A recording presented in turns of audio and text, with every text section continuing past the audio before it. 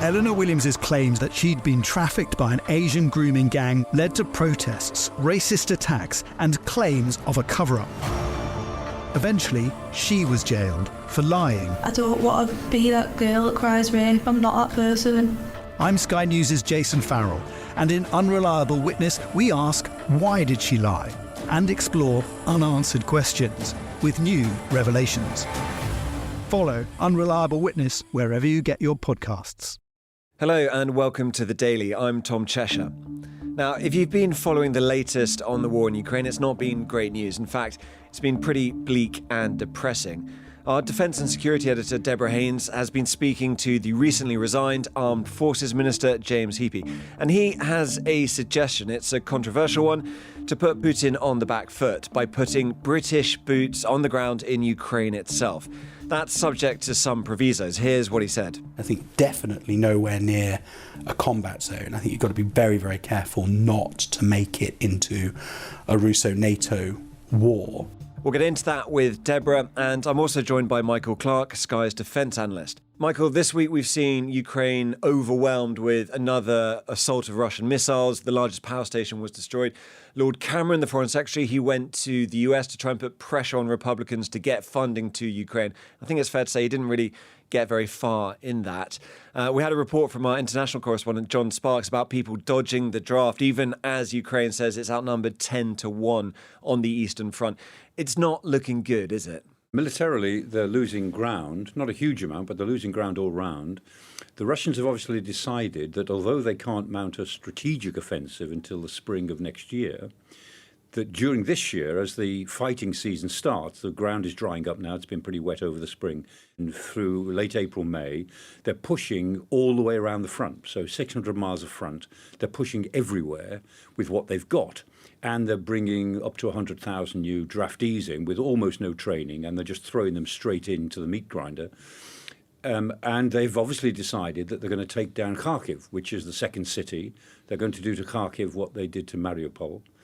And they have obviously are in a sense, obeying Putin's demands that they create this buffer zone inside Ukraine over the border in order to prevent some of these cross-border attacks that have taken place in Rostov and Belgorod and places like that. And just to remind everyone, what they did to Mariupol was to completely flatten it. Yes.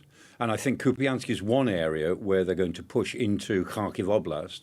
And the other area is the city of Kharkiv itself, which they should have taken militarily back in 2022, but they didn't. And I think they've decided that if they can't take it this year, they can destroy it. And they're hoping that, I think, by pushing all round the front and making life as hard as they possibly can for Ukraine and for the citizens, that there'll be a political break. They know they can't conquer Ukraine this year, but maybe they can create such a pressure that Zelensky is removed and is replaced by somebody who will be anxious to do a deal at a time when the West is backing off its practical commitment to Ukraine. I think that's the thinking inside the Kremlin. That sort of pressure that you're describing and that Ukraine is feeling on the front lines, now people seem to be a lot more comfortable talking about the idea of perhaps NATO troops going there. We've heard from Macron saying that that could be an option. And Deborah, you spoke to James Heappey, Armed Forces Minister, for 4 years. He talked about potential boots on the ground. I just want to understand, when he's talking about that, he was very clear they shouldn't be anywhere near the front line. What is the point of having them in that case if they're not sort of a deterrent effect like that? Well, he was saying, really sort of echoing what Michael has described in terms of the situation on the ground with the fight, where Ukraine is really struggling under overwhelming Russian firepower and a collective failure by its Western allies to supply the ammunition at the speed and the weapons at the speed that it needs, whereas Russia, by contrast, even though economically it's much weaker than the collective economic power of NATO allies, has put its country on a war footing and also is drawing on the huge stockpiles of its allies itself, North Korea and Iran principally, which means that its military just has more firepower. And no matter the strong will of the Ukrainian soldiers to keep on fighting, which absolutely still exists, if they are outgunned at the ratio that is currently the case on the ground, then there is only one inevitable outcome unless something changes. And that's really what James Heappey was kind of referring to when he was talking to me. He stepped down as Armed Forces Minister just last month, so it's very fresh out the job. So his words maybe carry more weight than former people who have left a long time ago. At the beginning of the full-scale invasion, it was the UK that led the way with these anti-tank missiles, the NLAWs, that became so iconic as Ukraine defied the odds and managed to prevent Russia's initial invasion from succeeding. And then the UK was very strong, pushing on tanks. You'll remember the tank debate, and also the long-range missiles with the Storm Shadow cruise missiles that enabled Ukraine to strike much deeper behind Russian lines, including into Crimea. But he was saying to me that he's felt a sense of complacency setting in amongst other Western allies, and was warning that you can't just presume that a stalemate will exist, that if one side slows down, the other side will slow down too. That's not the case. Then he also made that really interesting point, ideas that President Emmanuel Macron had come up with, the suggestion. He hasn't ruled out, has he, the idea of Western boots on the ground.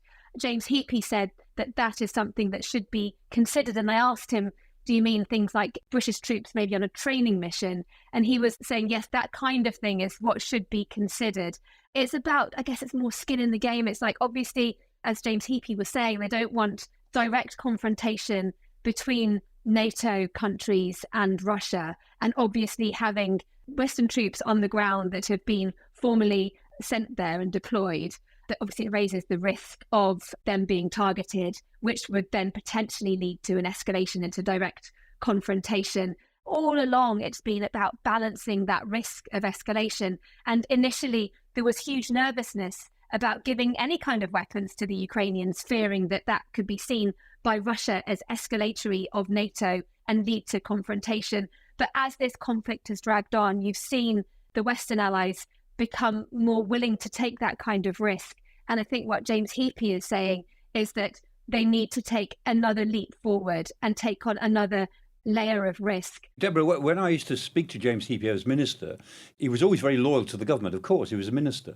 But I always had a sense that he was getting increasingly frustrated and exasperated, partly with our own government, but also with other governments, as you've said. Do you have a sense, having interviewed him, is he sort of unburdening himself now after a growing sense of exasperation in the job he was doing? He was very careful in his language to say that he wasn't being critical, but clearly comments like concern about complacency, that's not a compliment, is it? So I think he was, as diplomatically as possible, expressing his concerns about the mood in the room on these donor conferences that happen every few months now, and how there really needs to be a galvanizing and a realization that there could be suddenly, he spelt it out, that either a stalemate or a Russian sudden victory in Ukraine would both be catastrophic for NATO. A stalemate scenario would see a rump Ukraine with a very heavily militarized Russian forces on its land.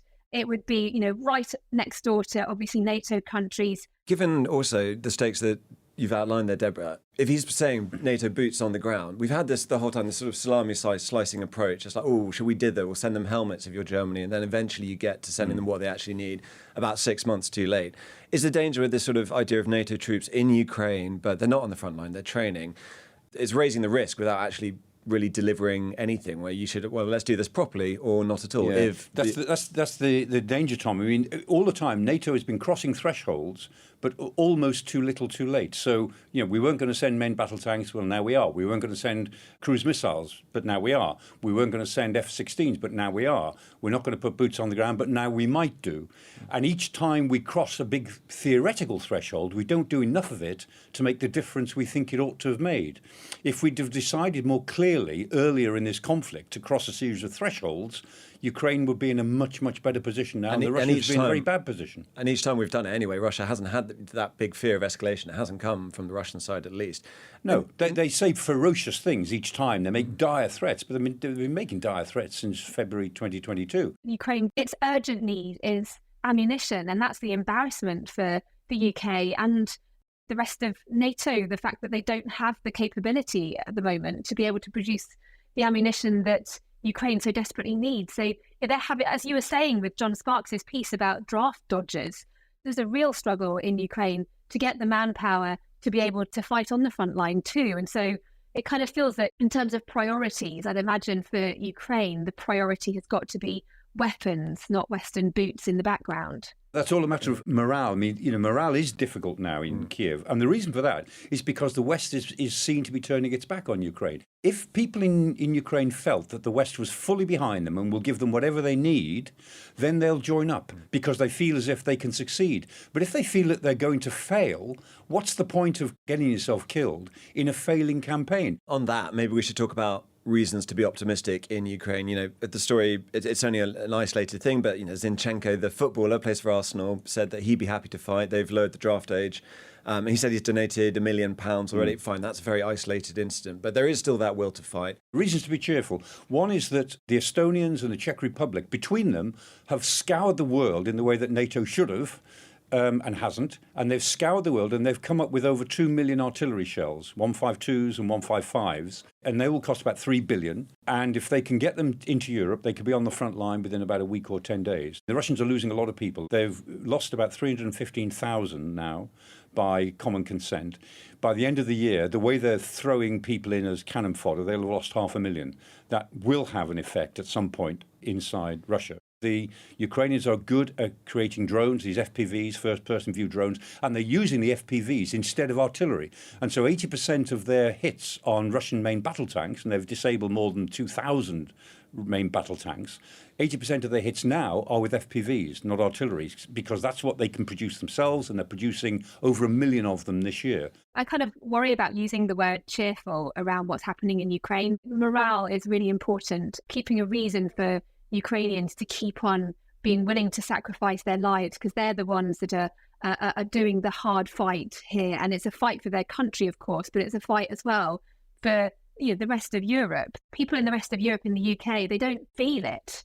Everyone felt it back in February 2022 when it started. It's almost like the level of horror has just almost been sort of baked in. And so the ability to shock and make people think has faded. Somehow Ukraine's got to stay in the fight this year, and then there's a possibility that things will change. But there's now a serious possibility, reasons to be very depressed, that Ukraine may not be able to stay in the fight for the whole of this year. Let's pause there. But in a moment, Deborah, Michael and I will be looking at what former Armed Forces Minister James Heappey thinks needs to be done to get the UK ready for war. Welcome back. Now, we've been talking mainly about Ukraine, but we also want to talk about the home front here in the UK.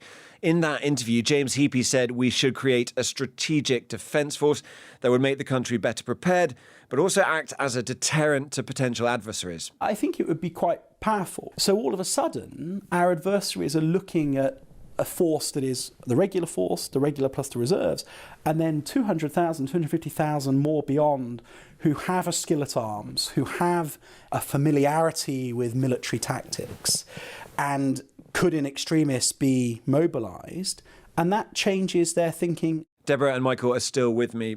Deborah, you did that interview with James earlier in the week. What did he have to say about UK preparedness for war? Where did he think we are? And what does he think needs to be done? He specifically was honing in on this thing called the Strategic Reserve, which would be the second order of military that would come in a national emergency. You'd have your regular armed forces, your regular reserves, which are the reserves that come and now, once a week will go and do their training and then go on their annual exercises. But there is another layer to that, which is basically anyone that's left the armed forces. They have a liability to be part of this for a set period of years. And during the Cold War, what would happen is that there would be contact kept with these people to make sure they were aware of the fact that they need to know where their uniforms were in case the call came. And then once a year, they'd have like a weekend where they'd just come and just make sure they could still shoot straight. And perhaps it should be surprising that this hasn't happened already. He said that contact hasn't happened yet. They're talking about what to do with this reserve. He was in charge for quite a long time with this. Either he lost the argument when it came to talking to the Treasury or Number 10, like 4.5 years doing this, and that plan still isn't there. It's all very well and good to say, well, it'd be great to have it, but he could have made it happen. Costs money, that's why, Tom. And that's about choices, genuinely reviving in a credible, meaningful way the strategic reserve. That would require investment in the kind of weapons that they would use, in the training sites they would use, in the personnel that they would need. You'd have to have regular military personnel to do this training, which, given that the armed forces are very stretched at the moment anyway, would maybe require a bigger military. It's not something you could just switch on easily. It has to have buy-in from the centre.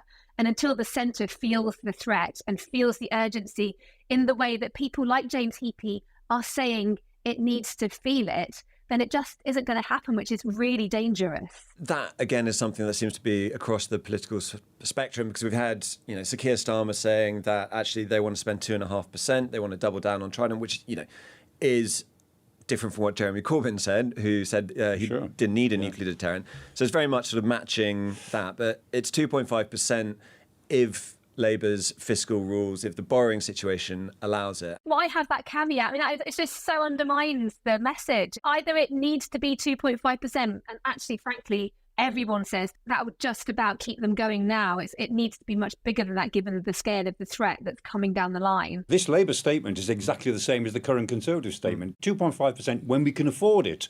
And Labour is saying, well, 2.5% as long as we don't breach our borrowing rules. That is another way of saying when we can afford it. It's so feeble. But that's exactly the issue, isn't it? It's about what we can afford, especially in an election year. If you speak to voters, they'll talk about the NHS, the cost of living, perhaps immigration.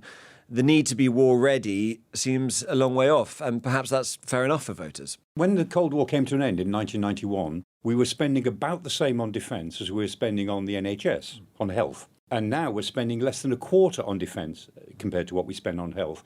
So it's a question of rebalancing priorities, but there are always competing priorities. But that's what politics and leadership is all about. Following on from that point, Michael, also compare the threat. The threat now in terms of Russia's war in Ukraine, the fact that you've got a president in the Kremlin who's openly making sort of nuclear saber rattling. You've got increasing concerns about how China's going to be acting on Taiwan. Iran, a huge regional problem. Then the threat is higher now than it was at the end of the Cold War, and yet defence spending is lower, which doesn't seem logical. We're going back into an era that is going to feel much more like the teeth of the Cold War of the 1950s and 60s, early 70s. It's a muscle memory thing as well, isn't it? The Second World War wasn't such a distant black and white memory as it is to, many politicians and military leaders today.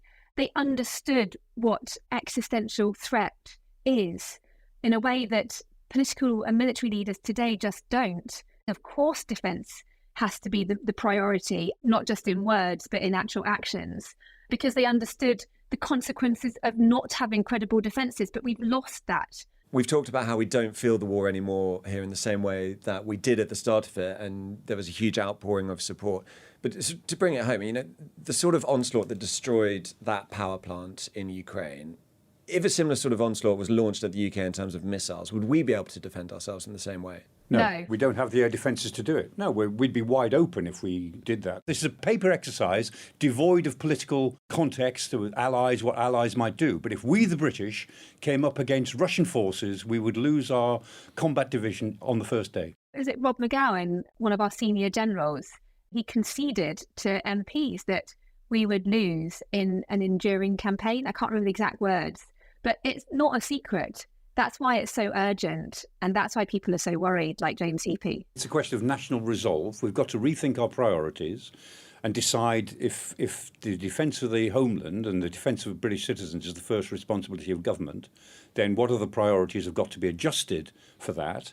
And then we've got to think about national resilience. And I think the British public are in line for that. They're not in line for conscription. That's never been part of British psychology. But being resilient, making ourselves resilient against cyber attack, resilient against the Russians cutting our supply lines, the Russians cutting our telecommunications cables, our gas pipelines and so on. Making ourselves resilient against those sorts of threats, which are very close to us now, those sort of threats of disruption, if not of destruction itself. And then making ourselves able to mobilise, because as the military always say, volunteer armies start wars, but only citizen armies finish wars. One final thing is a really important defence industry, the industrial base, the ability to actually buy weapons at an affordable price and arm ourselves and sustain that, which is something we've completely lost. Thanks both very much. Well, you can see Deborah's full interview with former Armed Forces Minister James Heappey on the Sky News YouTube channel. And that's all from me on the Sky News Daily. We're back on Monday.